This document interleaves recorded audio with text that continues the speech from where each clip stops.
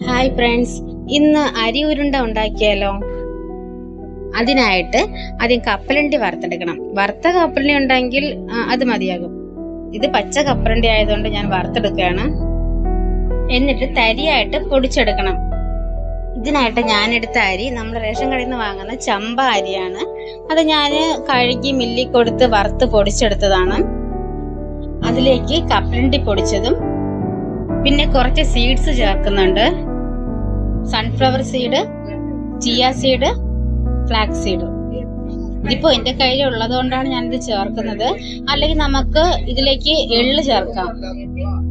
ഇതെല്ലാം നന്നായിട്ട് മിക്സ് ചെയ്തതിന് ശേഷം നമ്മൾ ശർക്കര ഉരുക്കി അത് ചൂടോടെ തന്നെ ഇത് കുറച്ച് കുറച്ചായിട്ട് ചേർത്ത് ഇളക്കിയെടുക്കണം.